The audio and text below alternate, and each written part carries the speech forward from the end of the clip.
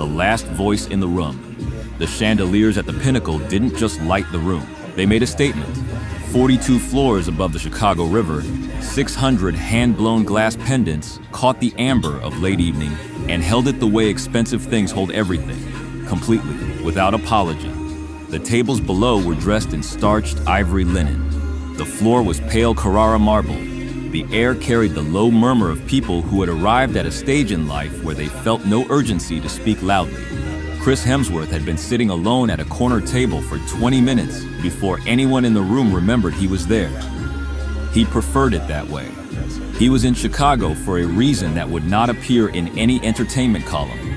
3 years ago, through a charitable trust with no connection to his name, he had wired $3 million to an organization called the Northside Deaf Youth Center, a facility on North Clark Street with 17 staff and a waiting list of 200 families. The formal opening was tomorrow. No cameras, no press, just the families, the staff, and one tall Australian in the back of the room. Tonight he was eating alone at a 5-star restaurant he hadn't booked because the Langford Grand, a glass tower on East Wackard Drive where the rooms ran $400 a night, had a concierge who arranged things without being asked.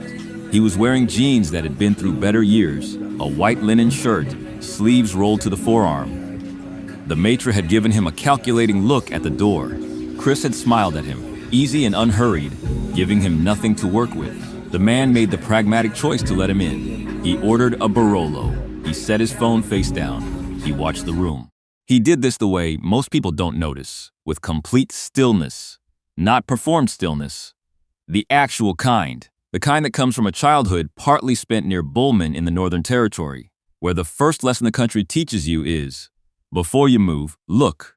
Everything alive in that landscape understood the value of watching before acting. The sommelier near the bar cradled a bottle of Burgundy with both hands like it was a living thing. At table 11, a couple celebrated something with the careful, manufactured joy of two people not entirely sure they still liked each other. A busboy named Eddie, Chris could read his name tag from 7 tables away, had been on shift since before Chris arrived. Small things, human things. And then the lacquered doors swung open and the air changed. Garrett Whitmore did not enter rooms, he arrived in them, already past the threshold in every way that counted.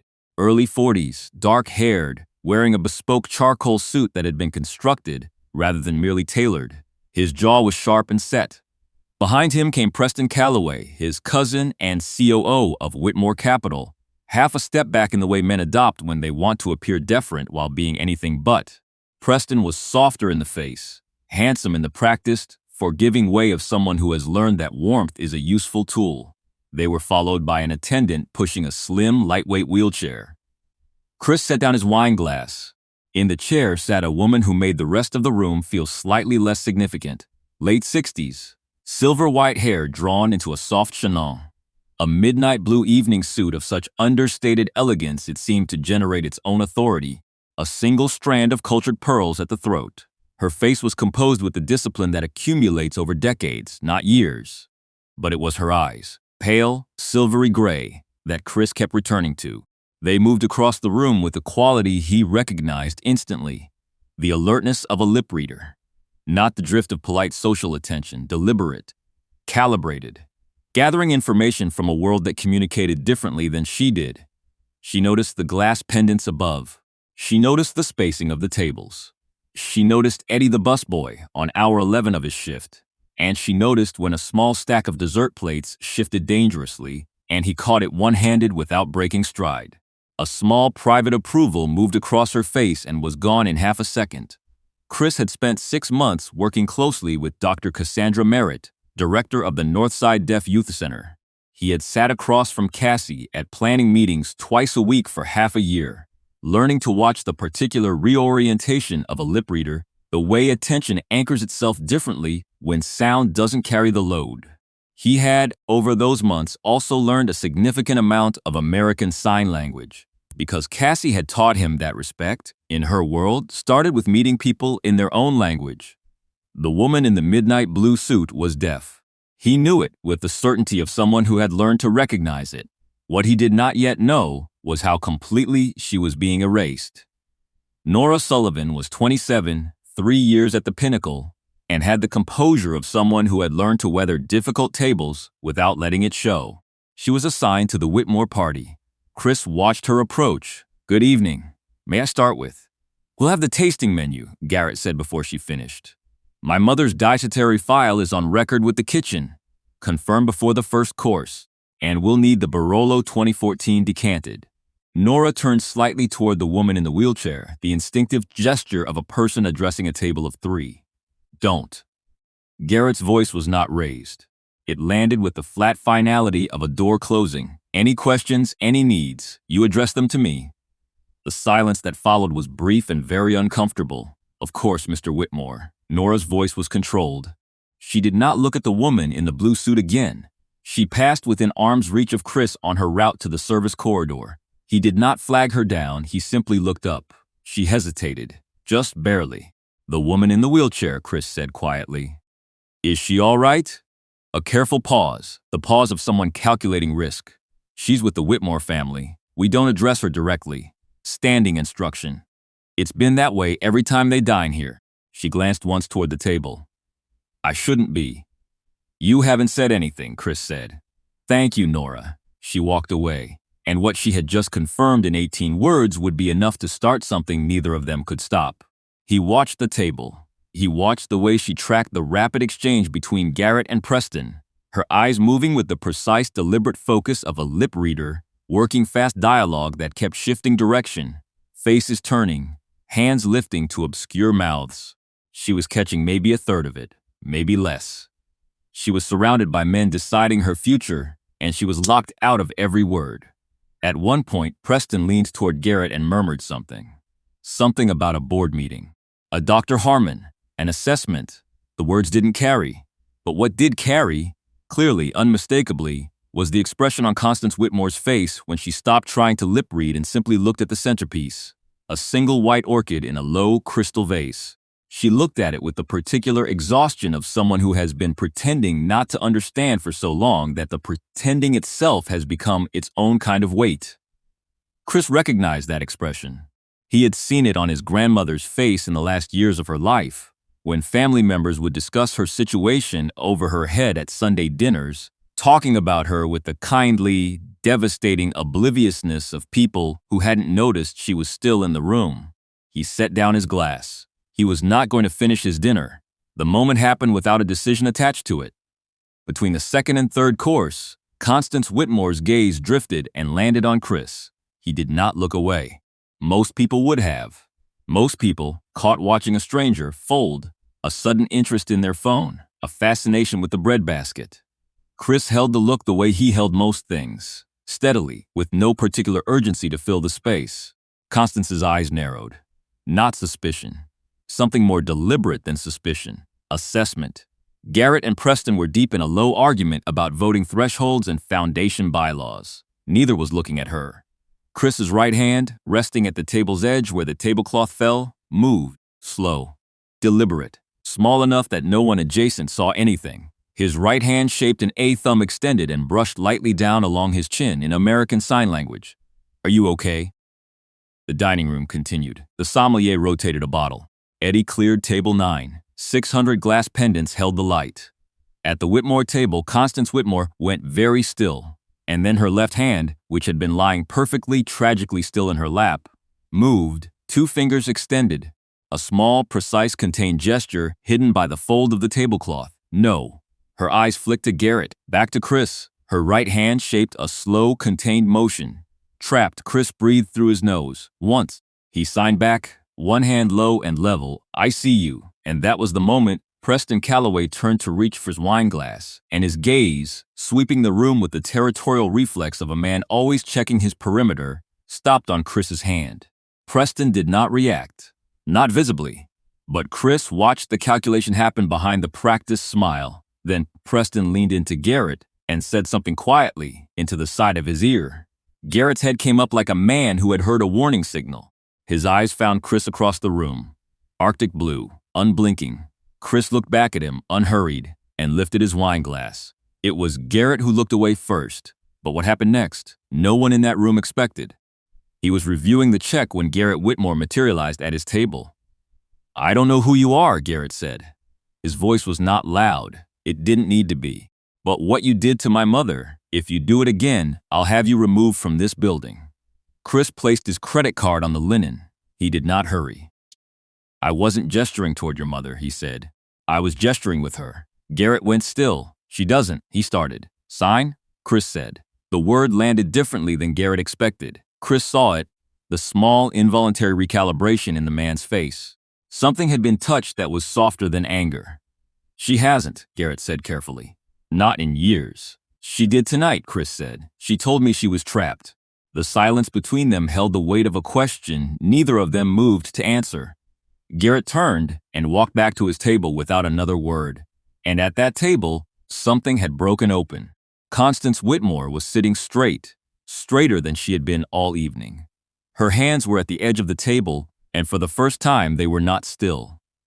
Garrett returned to his seat. He looked at his mother. He said something directly to her, the first time all evening. Chris could see it, the deliberate turn of the body, the face aimed at her. He was actually speaking to her. Then Preston said something low and fast, his hand moving to Garrett's arm. Constance turned to look at Preston. It was not a look of fear. It was colder than fear. It was the face of a woman who has been lied to for a very long time and has only just fully named the lie to herself. Preston held her gaze for 1 second. Then he looked away. In that moment, Constance Whitmore opened her mouth and said, in a voice rough with long disuse but clear, precise, intended, one single word, enough, said aloud. In a dining room of 53 people, the nearest table went silent. Garrett looked at his mother as though she had materialized from another dimension. Even Preston's hand stopped moving. The room didn't stop. The pendants held the light.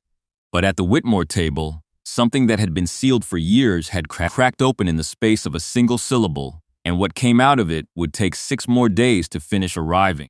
The message was on his phone at 7:14 the following morning. Unknown number, 12 words. Please come. I will explain everything. The Sinclair Gallery, North Dearborn, 2:30 today. By 1 o'clock, his production company's legal team in Sydney had pulled a basic file on Whitmore Capital, a $3.7 billion private equity firm whose subsidiary, the Whitmore Family Foundation, held $2 billion in charitable assets. They had also noted that the foundation's COO, Preston Calloway, held a significant personal investment in an entity called Harmon Health Partners LLC, incorporated 4 years ago, 2 months after a physician named Dr. Raymond Harmon had joined Constance Whitmore's care team. He arrived at the Sinclair Gallery at 2:28. The private viewing room was small and quiet, holding one large seascape in oils, the color of deep water before a storm. The moment right before everything becomes necessary. Constance Whitmore was already there, seated on a low bench at the room's center, her posture carrying the authority of someone who has decided she will not be made small in any room she enters. She looked different without her family around her, not smaller, larger. Her hands moved the moment he sat down with a fluid, practiced precision that told him she had been doing this for 67 years and had never once lost fluency, regardless of who had been trying to convince her otherwise. Preston Calloway, she signed, had been building a case for 4 years. The Whitmore Family Foundation, $2 billion in charitable assets that Franklin had left to her personally, not to the family trust, was the target. To remove her, Preston needed evidence of incompetence. He had found his instrument in Dr. Raymond Harmon, brought on to her care team under the guise of monitoring her overall health, who had been filing assessment reports documenting what he called progressive cognitive disruption linked to auditory sensory deprivation. The claim, in plain language, her deafness was symptomatic of a deeper mental deterioration, that the same condition that had defined her in our life was now disqualifying her from the institution she had built. It was not a medical diagnosis. It was a script, and Garrett had believed it. Garrett was grieving his father in ways he had never finished processing. He had turned all of that unresolved love into protection, of the foundation, the family name, and most of all, of her. Preston had spent 4 years feeding Garrett's grief carefully, with the precision of a man who understood that the most effective lies are built around real truths. The truth was, Garrett loved his mother. The lie was, love required control. Every handler Garrett put in place, every communication filter, Every rule at every five-star restaurant and private club where no one was permitted to speak to her directly. Preston had framed all of it as evidence of her decline. And Garrett, blinded by loss, had provided the infrastructure for his own mother's cage while genuinely believing he was building her a fortress. The board meeting is Thursday, she signed. 5 days. If the conservatorship motion passes, I lose the foundation. I lose everything Franklin built for me.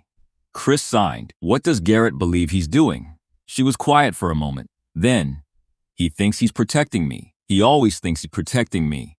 He does not understand that the cage is not the same thing as the fortress. What do you need from me? Something almost fierce moved across her face. I have been preparing a counter-proposal for a year, she signed. A new initiative, $47 million in grant funding for deaf education programs and disability-inclusive design centers across 9 states. Full budget, full projections, full documentation. It is the work of someone whose mind is entirely intact. I need someone to stand beside me in that boardroom and give it a voice. She paused. I need an interpreter, and I need someone who is not afraid of Garrett Whitmore. Chris looked at his hands for a moment. Then he told her about Violet. She was 10 years old, he said, signing and speaking at the same time the way he had learned from Cassie. The summer of 2012, she went to a school for deaf children in Newtown, in Sydney.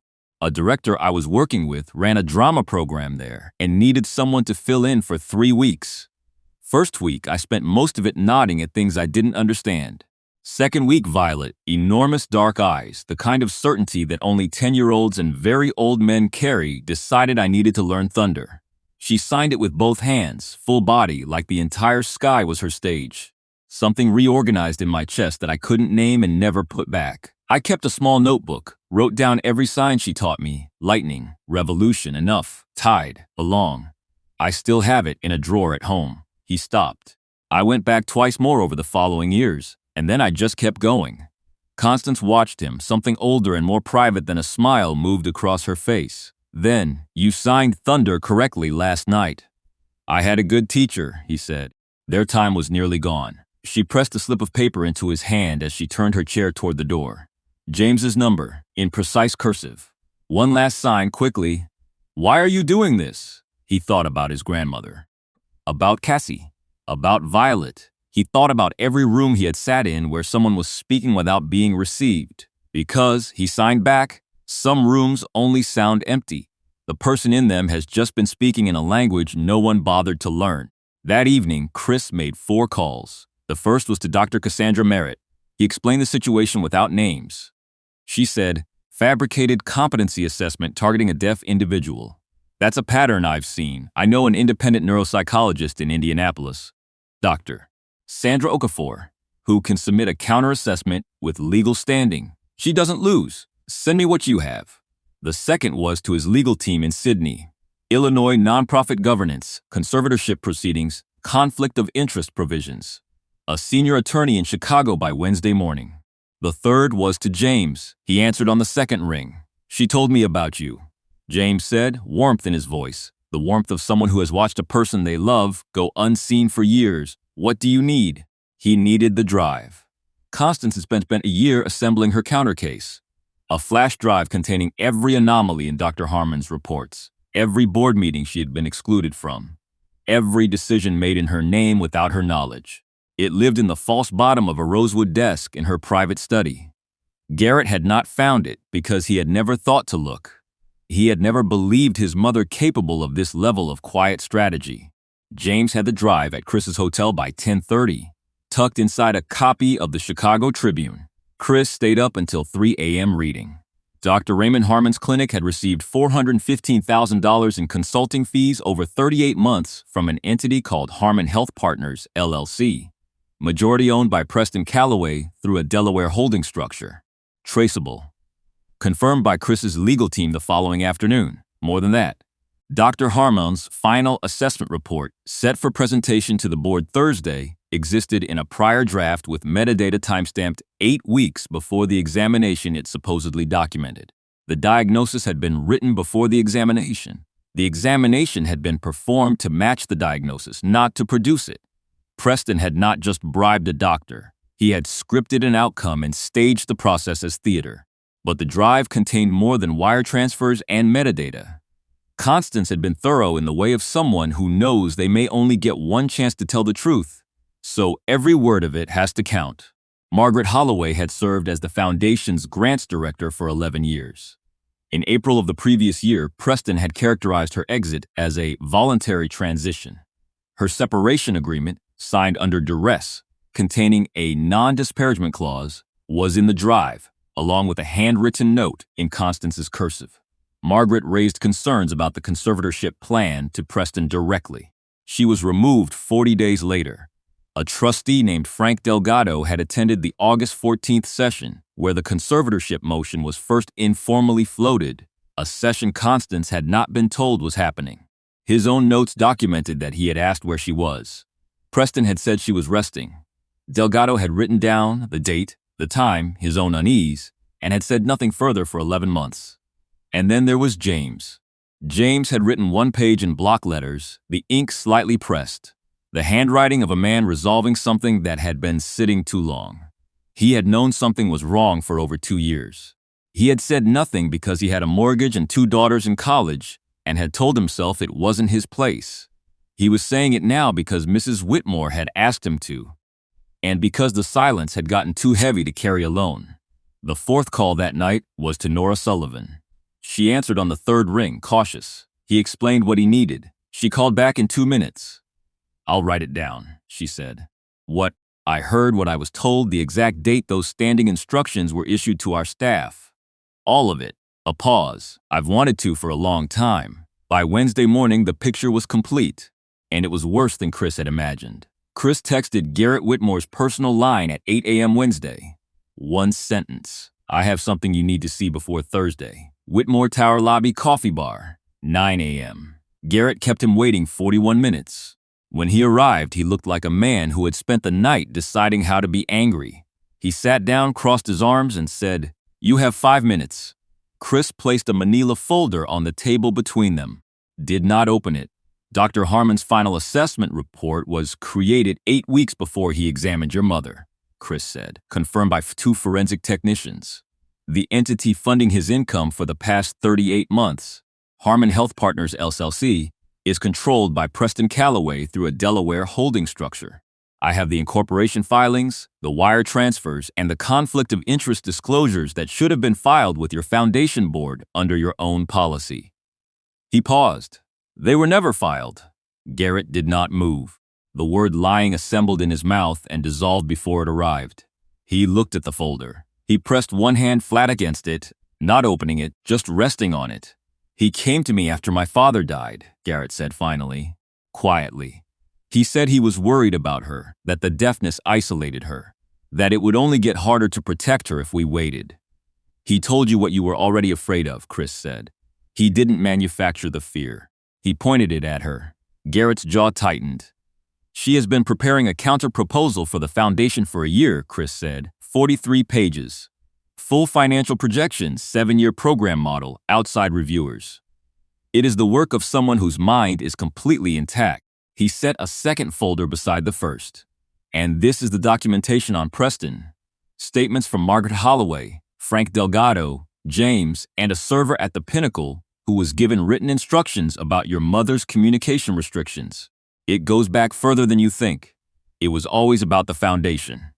Garrett looked at both folders for a long moment. "What do you want me to do?" he asked. The armor was gone from his voice. "Get me into that boardroom," Chris said. "I'm your mother's certified ASL interpreter, registered, legal, and ADA accommodation the board cannot deny. Let me in, sit down, be quiet, and let her speak." Garrett was still for a long time. Then he picked up both folders and stood. He left without another word, and Chris sat at the coffee bar and watched the Chicago River 30 floors below move steadily north toward the lake, carrying everything with it.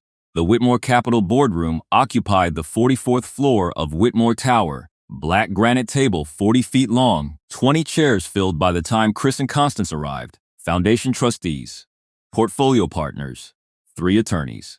And at the right side of the table, Preston Calloway, reviewing his materials with the focused calm of a man who had no reason to expect this morning to go differently than planned. Dr.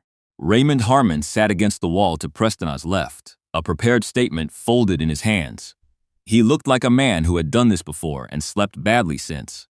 Garrett entered behind Chris and Constance and took his seat at the far end of the table. Preston looked up. Something behind his practiced expression went quiet and watchful. Garrett, smooth. I wasn't told we'd have guests, Mrs. Whitmore's certified ASL interpreter, Garrett said. At her request, it's a legal accommodation. Of course. Absolutely. Preston's eyes moved to Constance. Constance, I want you to know everything today comes from a place of love for this family. Constance Whitmore looked at her nephew by marriage with the stillness of a person who has decided to let a man finish his sentence before she finishes him. She walked to the opposite end of the table from Garrett. She sat down. Her hands rose. Chris stood at her left shoulder and his voice came in, clear, steady, filling the room. Good morning. I want to begin by thanking this board for its patience. I am aware that my absence from active governance has created uncertainty. Today I intend to resolve it. But the room was about to learn something about Preston Calloway that even he hadn't fully reckoned with. Preston opened his mouth.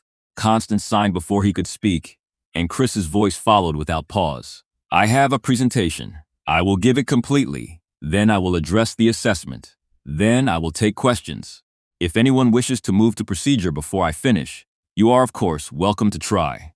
The lad trustee, Eleanor Park, silver-haired, 61, on the Whitmore board since Franklin was alive, sat back slightly and folded her hands. Please proceed, Constance. What followed was 41 minutes that none of them would easily forget. Constance presented Project Ancora from memory, 43 pages delivered through her hands and translated in real time, without pause, without notes. Grant structure for deaf education programs. Disability Inclusive Design Centers across 9 cities. The 7-year financial model. Third-party reviewers. Community partnership agreements already signed. She anticipated 3 trustee questions before they were asked and addressed each in sequence with the precision of someone who had been thinking about nothing else for 12 months. Preston said nothing. He watched the board members' faces shift. From the careful, compassionate neutrality of people preparing to make a painful institutional decision to something else entirely. Attention. Respect. The particular quality of a room realizing it has been wrong about something and taking stock of the cost. When she finished, Eleanor Park was quiet for several seconds. Constance, she said, that is extraordinary work. And now, Constance signed, let me address the assessment. She turned to face Dr. Raymond Harmon. Dr. Harmon, your evaluation of me occurred on November 14th of last year. You spent 9 minutes in my presence, during which you spoke primarily to my son. Your final report, submitted to this board last month, carries a creation date of September 3rd, 6 weeks before the evaluation. The metadata is embedded in the document file. I have extracted it and printed it. She placed the first printed packet on the table. Furthermore, the entity that paid your firm $415,000 over 38 months, Harmon Health Partners LLC, is majority owned by Preston Calloway through a Delaware holding structure. He was required under this foundation's conflict of interest policy to disclose any financial relationship with members of my care team. He did not disclose it. The wire transfers, the incorporation documents, and the missing filings are in the second packet in front of each of you.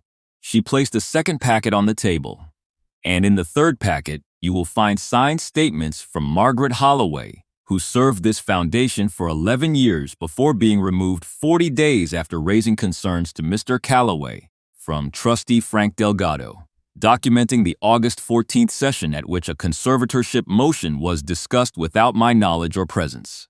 From my driver of 12 years, James, who carried this alone for too long, and from a staff member at the Pinnacle restaurant, where written instructions were issued to the Sussex staff regarding how to manage my communication. The date on those instructions was 18 months ago. She placed the third packet on the table. Chris's voice followed her hands without interruption, simply present, simply clear, simply there. Preston stood up. This is deliberate misrepresentation, he said, and for the first time the smoothness had cracked somewhere in the middle, and what was beneath it was thinner. Constance, you've been manipulated by someone with an agenda. This man, whoever he is. Sit down, Preston. Garrett's voice, quiet. The room went still. Sit down. Preston sat. Eleanor Park picked up the 3 document packets. She reviewed them for 1 minute and 40 seconds. Set them down. She looked at Dr. Raymond Harmon. He was studying the surface of the granite table with meticulous attention. I think, Eleanor said, choosing each word with the care of a surgeon, that we need a brief recess. I'd ask that Dr. Harmon and Mr. Calloway remain available for a conversation with Foundation Counsel. She looked at Preston.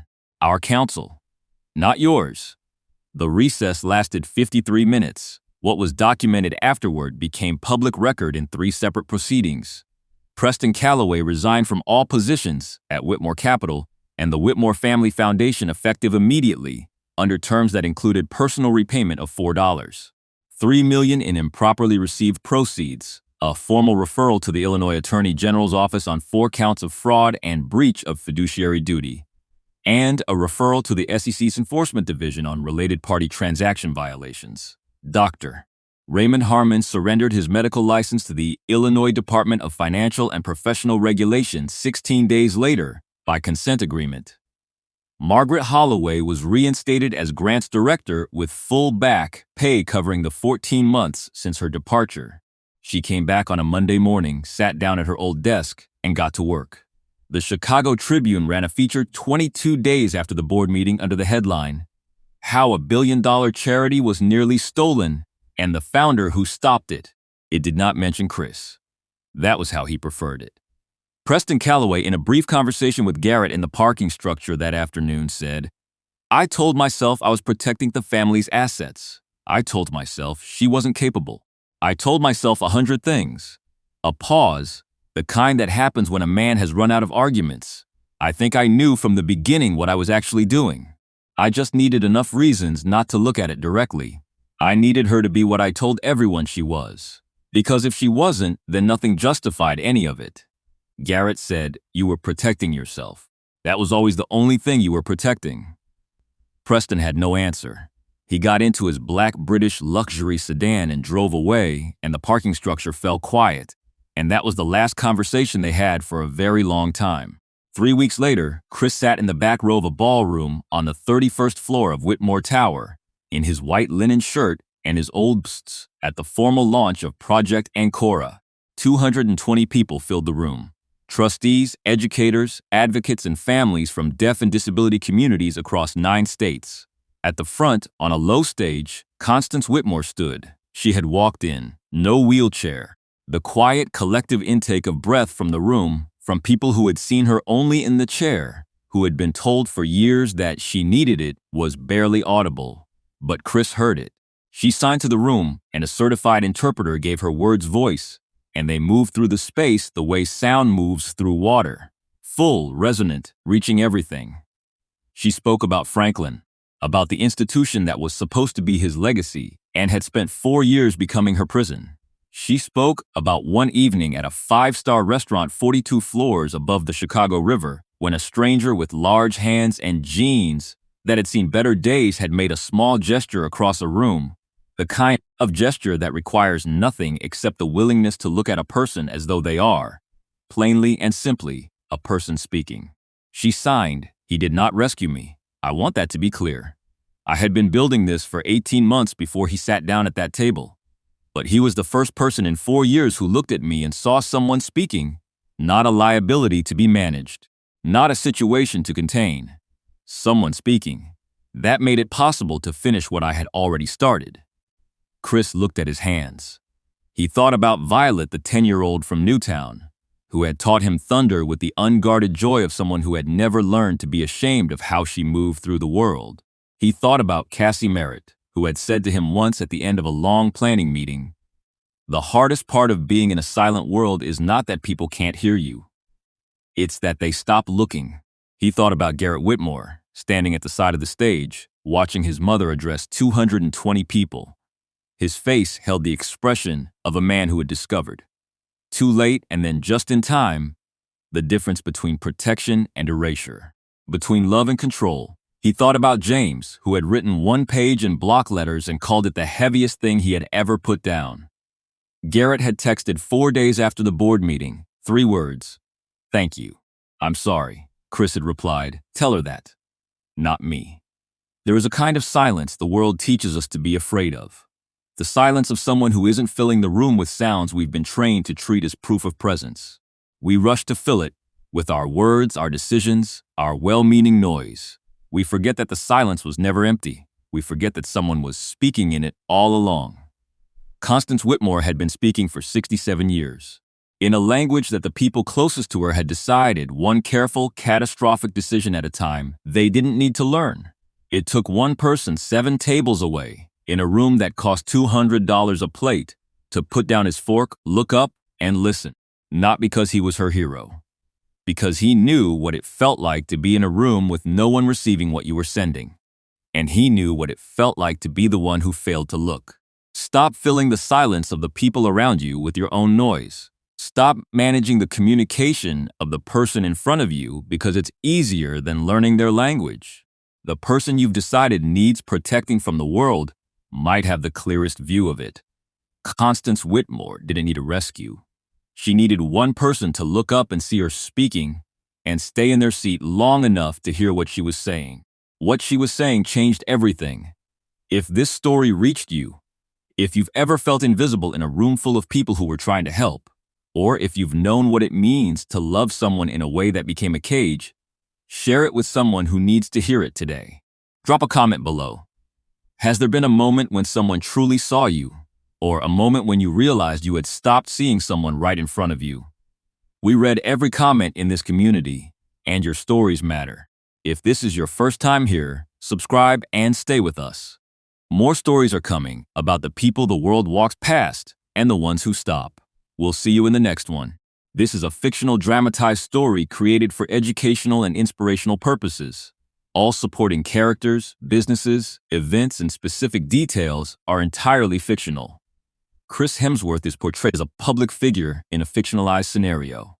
All other characters, including Constance Whitmore, Garrett Whitmore, Preston Calloway, Dr. Raymond Harmon, Nora Sullivan, Margaret Holloway, James, and Frank Delgado, are fictional constructs. Any resemblance to real persons other than Chris Hemsworth is coincidental. Narration is AI-assisted.